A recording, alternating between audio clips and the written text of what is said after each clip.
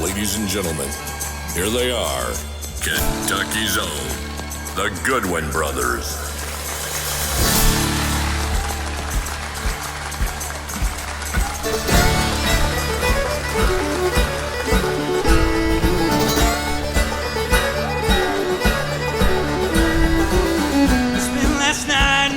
Of a girl in Louisiana, though I'm out on the highway, my thoughts are still with her.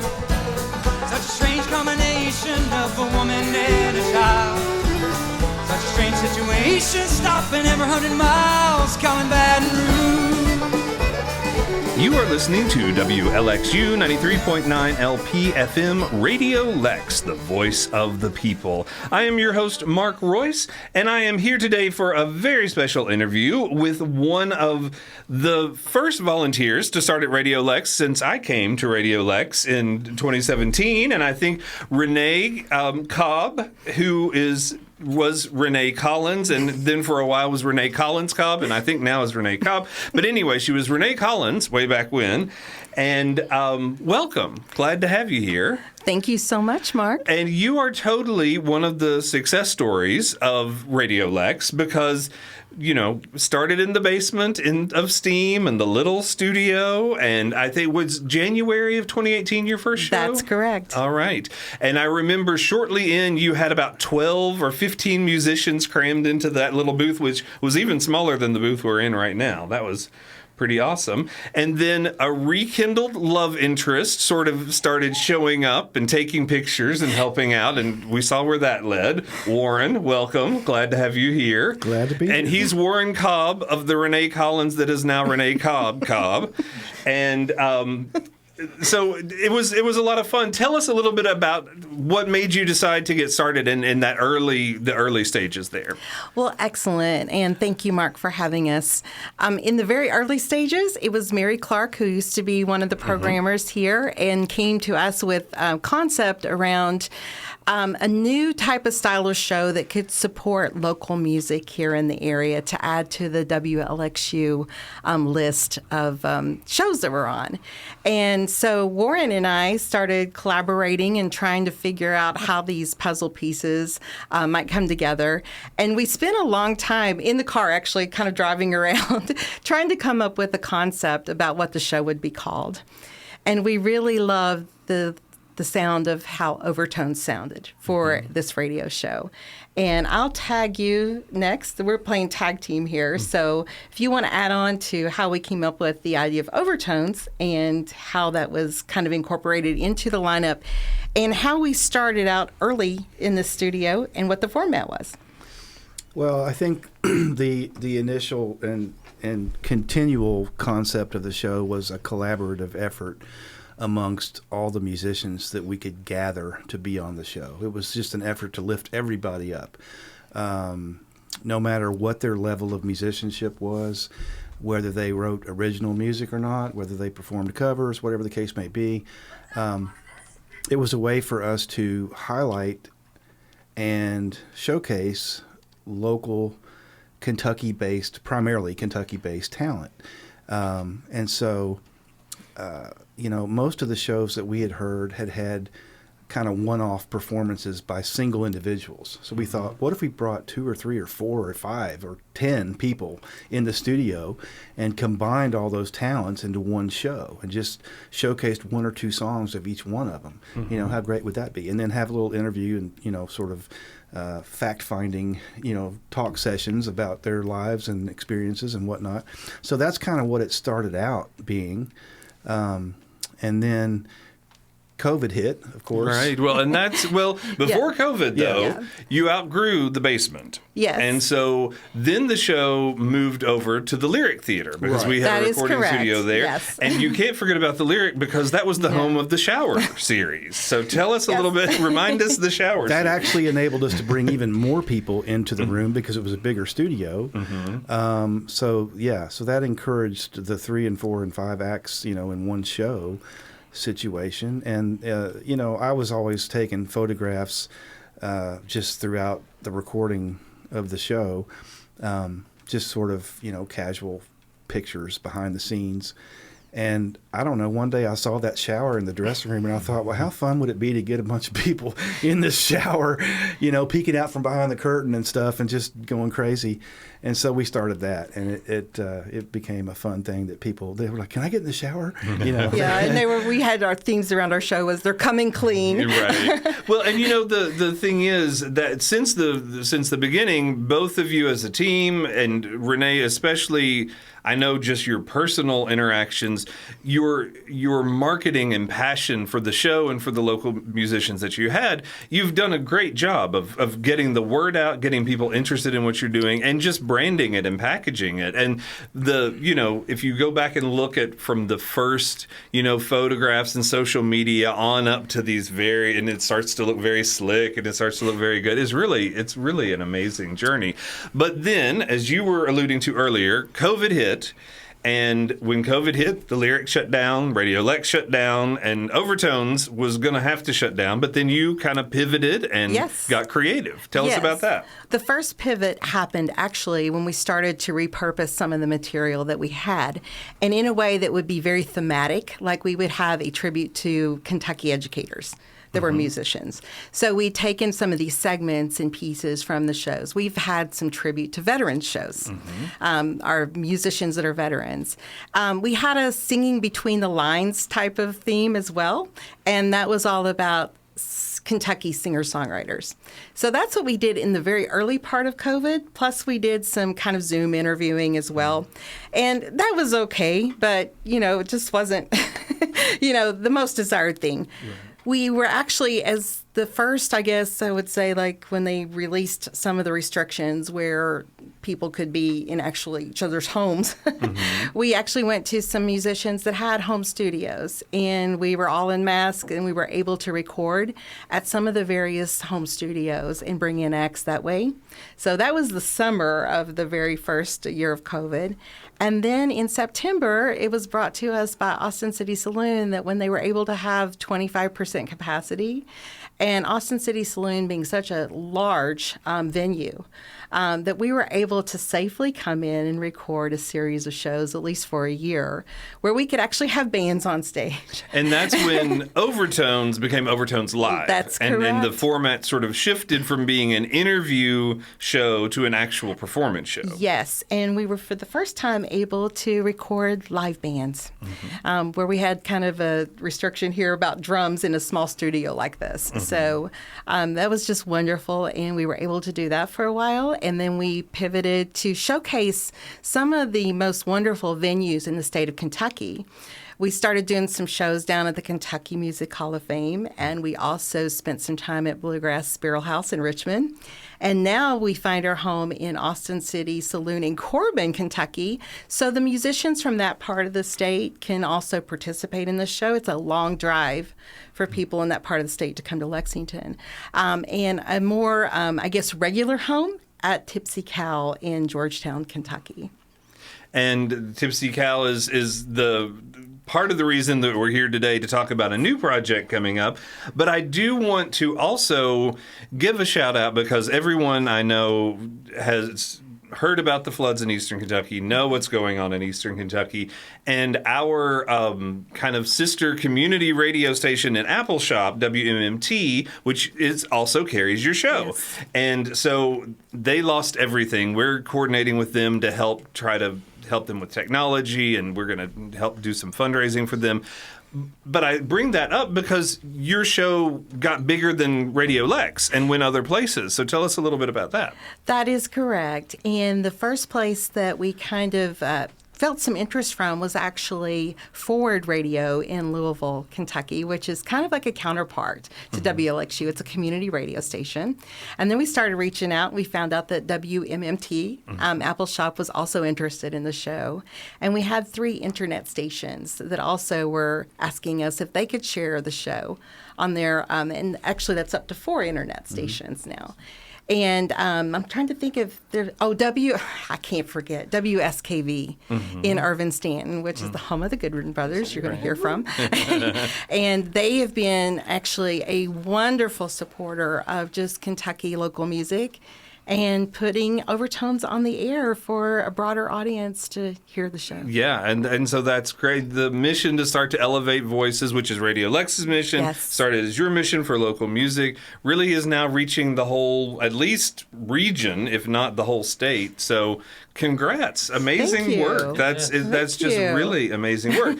And now, totally a new thing, something that you haven't done before, and that is a project. And I'm going to because I know it's a media project. I don't really know if it's a production project, a label project. So why don't you all, well, first of all, let's introduce the Goodwin brothers, who are here in the house. Thanks, man. And they are they've nominated for Josie Awards this year. They have a kind of contemporary bluegrass album that is out. And John, why don't you kind of tell us a little bit about you and your brothers and everybody and what you're doing? Thanks so much. Thanks for having us too.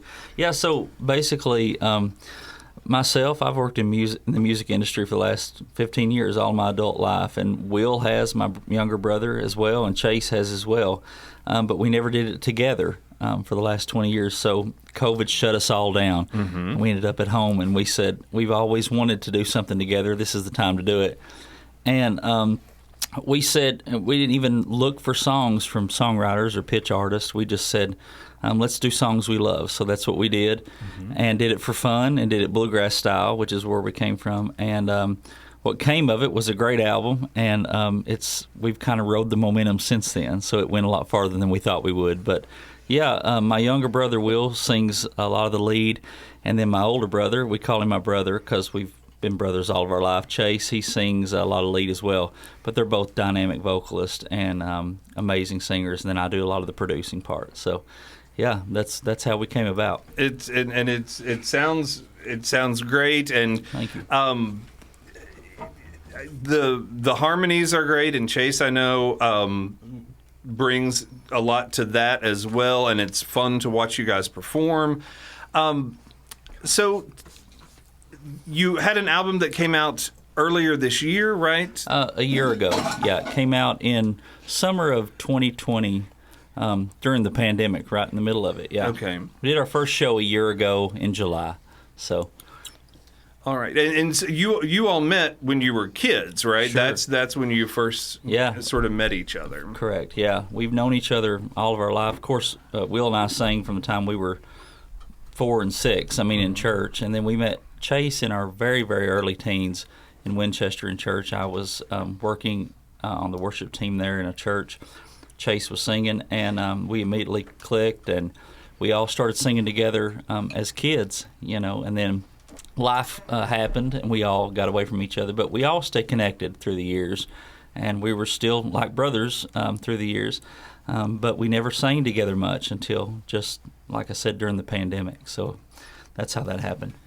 And Chase, you are sort of a celebrity. If anybody's going to be nationally recognized in this room, it'll probably be you.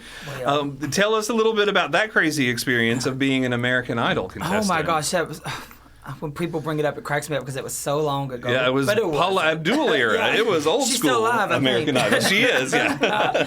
No, it was a great time in my life. I really was unsure about where I was going in life, and this audition just happened to come up. It was during Hurricane Katrina, actually. I was supposed to audition down in Memphis, and they unfortunately moved that audition to Greensboro, North Carolina. And I was there for a week, met Paula, Randy, and Simon. From there, went on a golden ticket, say shopping spree, but I didn't buy nothing, all the way to Hollywood. And, of course, my audition and all that stuff was on the air. I sang with the winner that season, Taylor Hicks. Mm-hmm. I was in his group rounds.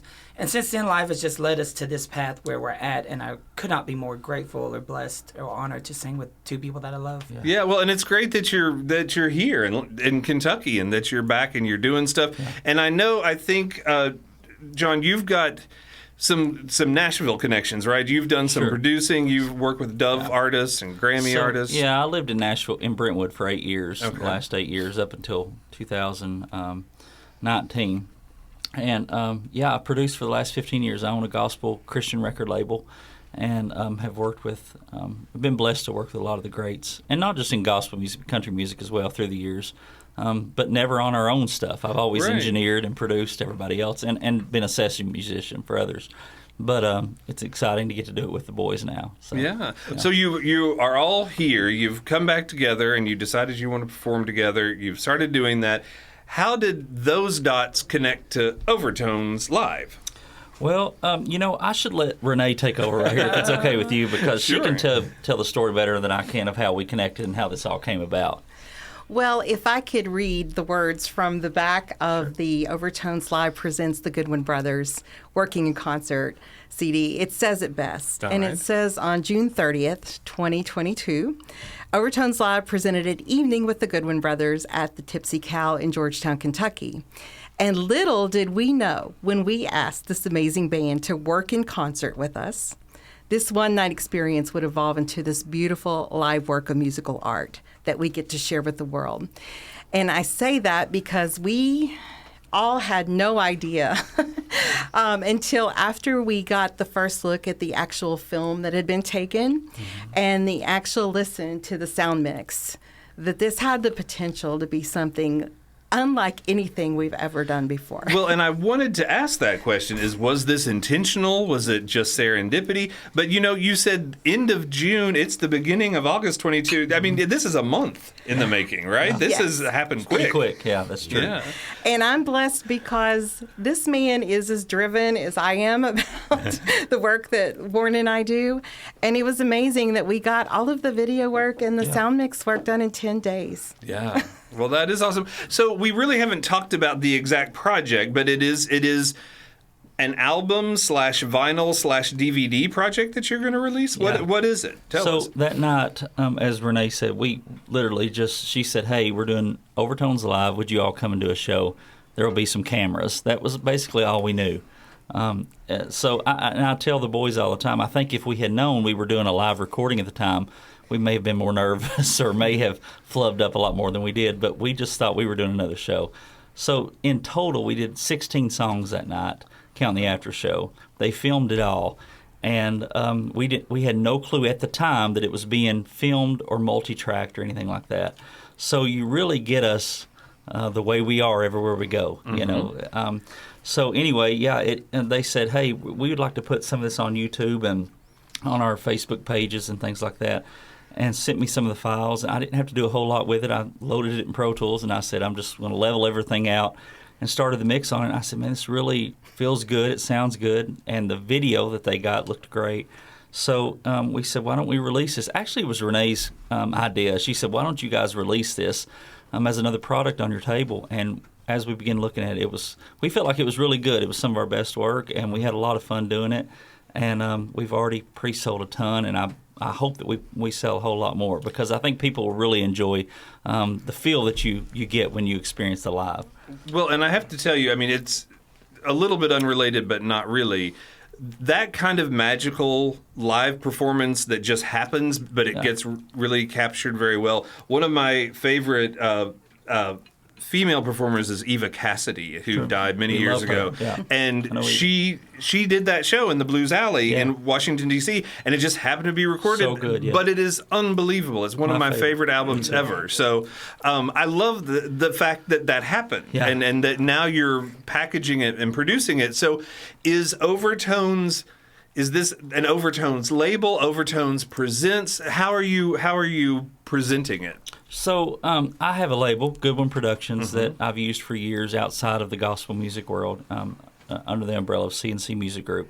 But Renee and Warren already have an amazing nonprofit with their Listen Locally, and also with Overtones Live as well. So it really just, the marriage happened really easily.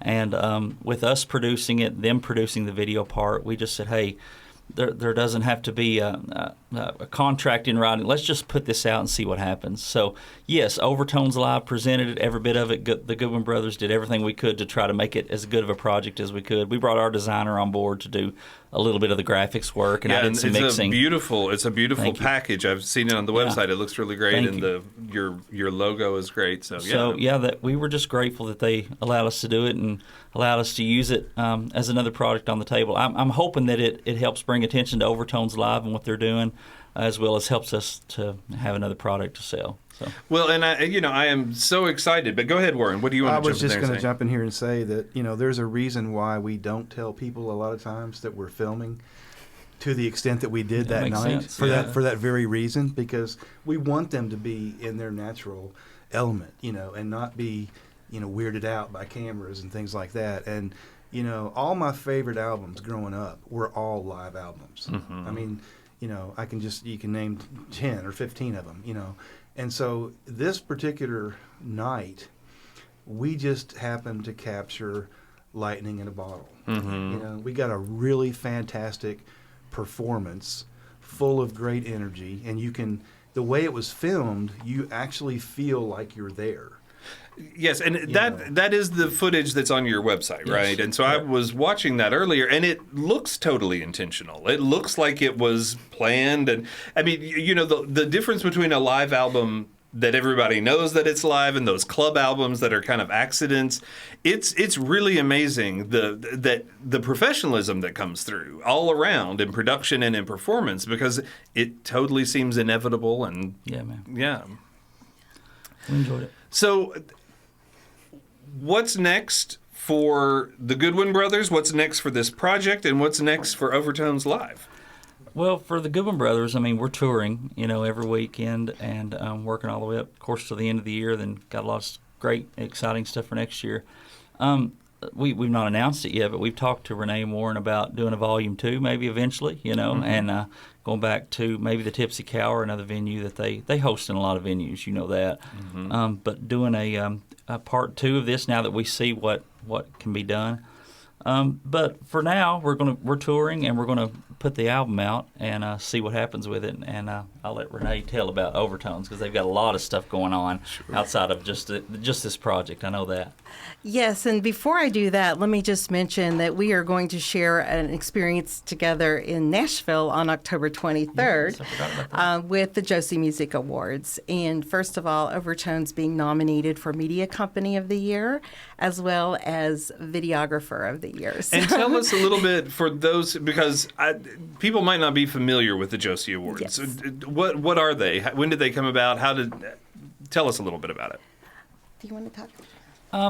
As far as I know, Renee probably knows more about them than I do, because I've seen all the awards through the years as far as the award shows and been a part of them as far as nominations or just being there maybe. But the Josie Music Awards, the way I understand it, is one of the leading music awards for independent artists. Okay. So when I say we have a label, it's my label. We own it. We do our own distribution, which is not globally or worldwide. My gospel label is a little different than that. But as far as this bluegrass stuff, this was our first rodeo, first time out.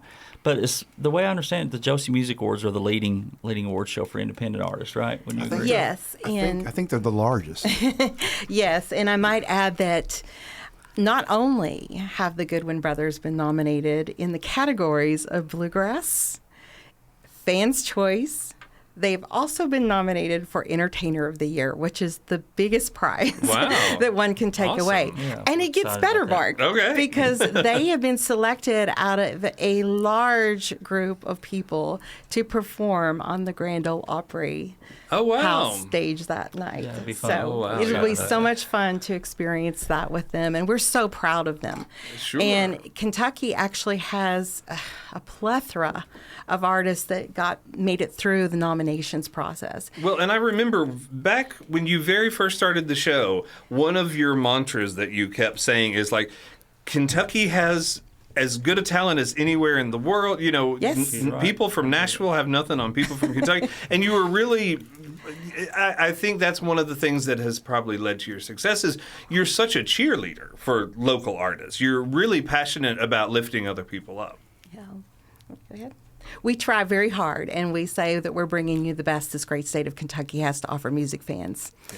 And we really believe with artists like the Goodwin brothers. We have Sarah Beth Terry in the studio with us as well, and many others. And if you look at this list of Josie nominees that I posted that have been on the Overtones live show, that is something that we are additionally very proud of. The nominations, from what I understand, were exceeded 58,000. Oh, wow. And only 1.82% of the actual submissions made it through the nomination That's stage. pretty impressive. Yeah, So, we're thankful. but as far as what's going on in the future with Overtones, Warren, would you like to talk to that? Well, we're continuing to partner with the Tipsy Cow in Georgetown and working on bringing in more and more acts. They're working with us on some things. We just got a brand new set of Earthworks mics for the drums, which are super hot, really high-end mics to improve that sound, the production of it. And working on getting some higher-end camera equipment and things like that, and just kind of upping the game all the way around so that we can continue to put out, a high level of product, whether it's for the artists themselves or for ourselves or whatever the case may be. The whole thing is about giving people, a lot of these musicians that come there have nothing. They have no promo, they have no, video, no really good audio. So we try to give them something that they can use to promote themselves. Maybe give them a leg up in getting more gigs or whatever the case may be. We're just going to continue down that path. And I think the club is starting to see what's happening and the momentum that's built up with the show, and they're wanting to kick in some money to bring in some higher profile out-of-state bands possibly, or maybe from West Virginia, Ohio, Tennessee, neighboring states. Because a lot of these musicians that we see at other venues like the Borough and places like that, they're sort of traveling a circuit, So Georgetown doesn't typically get a lot of that. Sure. It's a little smaller, population. But it is a college town. Absolutely, yeah. It is a college town. Yeah. And so, we're thinking, why not? Why does Lexington have to get it all, right? We can do the same type thing there. And so they're totally on board, and we've got 3 fantastic venue owners that are just all in with us, and really excited about the future. So it's been a great partnership. We're still continuing to record a show in Corbin at Austin City Saloon there. That's probably going to focus on more singer-songwriter type acts, that are closer to that area.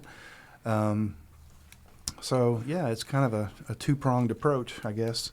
Yeah, and I might add that several of the acts, since we started at Tipsy Cow in February now, have also been offered weekend spots to perform on rotation. And that's one of the most exciting things when a band, we had Wicked Peace there last night, and the owners were just wild and amazed. We had Rags and Riches there last week, and both of them have been asked to come back and perform on the weekends. Well, and I think that's not unusual because even from the very beginning, some of the folks you've had on when they've just been nascent or coming up, and they've really gone on to do great things, and it's been a great platform. So I want, before we leave, to let our listeners know where they can find out more about all of this. So why don't we, first of all, the Working in Concert CD, DVD, vinyl, if someone's interested in hearing that or purchasing it, where can they go to do that? Sure. They can go to thegoodwinbrothers.com and just click our store, and it's there. Yeah, you can get the bundle or you can get the vinyl itself or the DVD or the CD. And, of course, we're on Facebook, Instagram, TikTok, everything. Anywhere there on social media they can find us and follow, and we sure would appreciate it. And I'm sure that because Renee is a social media maven, that they're linked from the from the Overtones page. Yep. Yes, that's correct. And we are at overtoneslive.com. We just recently published an article about this experience as well, so we would love to invite everyone to visit our blog, as well as we have all of the shows archived. And on this. Yes. Overtones Live is on WLXU 93.9 LPFM Radiolex, the voice of the people, on Tuesdays. And what are the other stations that you're on if people want to listen outside of Lexington? We are on Bourbon Trail Radio. These are the internet stations, Bourbon Trail Radio. We're on Killer Cowboy in Garland, Texas. Oh, my. And we're also on Hostile Huddle right here in Lexington as well. WSKV in Irvin, WMMT in Whitesburg, and Ford Radio in Louisville. Great. Awesome. Well, thank you all for being here so much. It's been a treat to talk to you and learn about this and, onward and upward. Great stuff. Thank you, Mark. Thanks for having us, Mark. All right. Stay tuned. We'll be back after these messages. Shady Grove, my little miss. Shady Grove, my darling. Shady Grove, my little miss. Going back to Harlem.